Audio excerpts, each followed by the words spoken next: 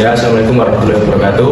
Kami dari kelompok 4 akan mempresentasikan tentang analisis penerapan mesin Fluidized Bed Dryer untuk komoditas kunyit. Sebelumnya, perkenalkan dulu, nama saya Fernando Junius dan NIM 45. Saya Khalid Batul Ahinda dari NIM 68. Saya Yunita Martaria, NIM 70. Saya dari Basar Setiawan, NIM 43. Untuk yang pertama bisa disampaikan oleh Termis. Untuk yang pertama yaitu pendahuluan berisi tentang pengertian apa itu mesin Fluidized Bed Dryer. Adalah mesin pengering yang di dalamnya menerapkan prinsip fluidisasi udara panas yang digunakan untuk tujuan mengeringkan bahan secara efisien. Fluidized Bed Dryer sangat penting dalam pengeringan kunyit karena dapat meningkatkan efisiensi dan kualitas pengeringan. Dengan menggunakan prinsip tersebut, mesin ini dapat mengeringkan kunyit secara merata dan cepat, sehingga dapat mempertahankan warna, aroma, dan kandungan nutrisi kunyit. Fluidized Bed Dryer juga dapat mengurangi resiko kontaminasi dan kerusakan pada kunyit selama proses pengeringan.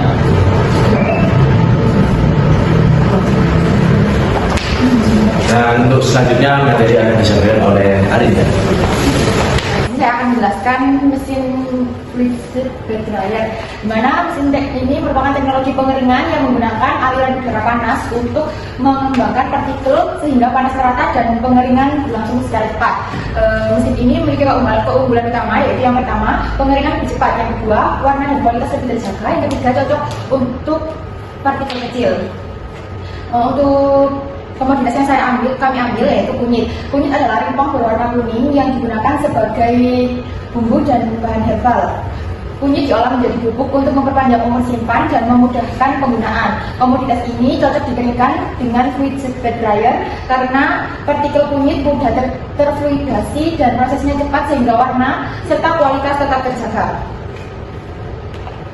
Selanjutnya itu prinsip kerja Fluidized Bed Dryer, di mana proses pengolahan hingga masuk Fluidized Bed Dryer. Yang pertama yaitu sortasi rimpang kunyit bertujuan untuk memisahkan kunyit yang rusak.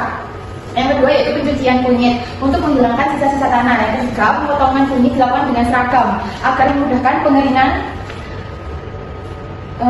Proses pengolahan ini berfungsi untuk menghasilkan bahan dengan seragam agar proses pengeringan dengan Fluidized Bed Dryer dapat berlangsung dengan efisien. Proses selanjutnya yaitu proses pengolahan, di mana kunyit yang telah dikeringkan dimasukkan dalam mesin pengering Fluidized Bed Dryer yang dialiri udara panas dari bawah sehingga partikel terangkat dan terkena panas secara merata. Yang kedua itu setelah kunyit keluar dari Fluidized Bed Dryer digiling sehingga berbentuk bubuk, dan selanjutnya itu kunyit giling di area untuk memperoleh ukuran yang seragam. Yang terakhir yaitu produk dikemas dengan kemasan yang kedap udara. Proses pengeringan Fluidized Bed Dryer akan mengurangi kadar air hingga mencapai standar kunyit kering. Dan untuk selanjutnya bisa disampaikan oleh saya, yaitu hasil proses Fluidized Bed Dryer. Komoditas yang umum diolah menggunakan Fluidized Bed Dryer meliputi berbagai bahan pangan berbentuk butihan dan serbuk. Beberapa di antaranya adalah beras dan jagung pipil serta kacang-kacangan seperti kedelai. Metode ini juga banyak diterapkan pada pengeringan komoditas minuman seperti teh dan biji kopi. Selain itu, bahan berbentuk tepung dan padi dapat diproses dengan baik karena mudah terfluidisasi. Komoditas berbentuk umbi dan rempah seperti kunyit yang telah dipotong atau dibuat serbuk juga menjadi bahan yang sering dikeringkan menggunakan teknologi ini karena ukurannya seragam dan mudah terbawa aliran udara panas. Untuk selanjutnya yaitu karakteristik hasil olahan. Untuk yang pertama yaitu kadar air rendah sekitar 14% sehingga pemusuhan produk menjadi lebih panjang. Dan untuk yang kedua yaitu partikel mengalami fluidisasi membuat pencampuran dan distribusi panas merata. Dan yang nomor 3 yaitu perpindahan panas dan massa sangat efisien yang mempercepat proses pengeringan.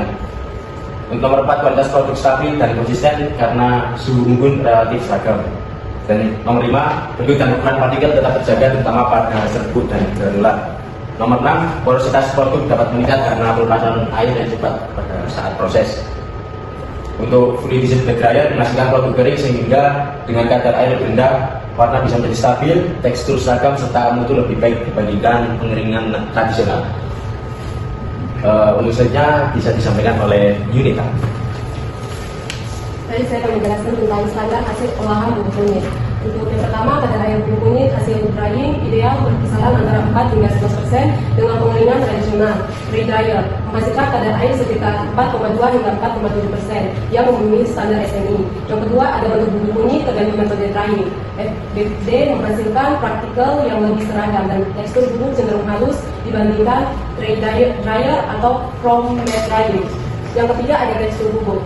FBD lebih ringan dan aerasi baik, sedangkan metode lain bisa menghasilkan tekstur lebih padat atau kasar.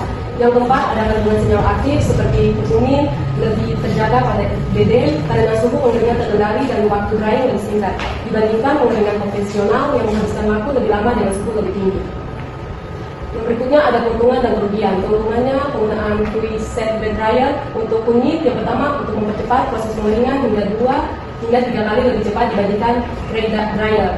Yang kedua, ada pengeringan lebih homogen dan merata karena butiran selalu bergerak dan tersirkulasi udara panas secara intensif. Yang ketiga, ada menjaga kualitas warna, tekstur, dan nilai gizi, bahkan kering lebih baik. Yang keempat, ada pengoperasian dan kontrol suhu lebih mudah serta hemat energi.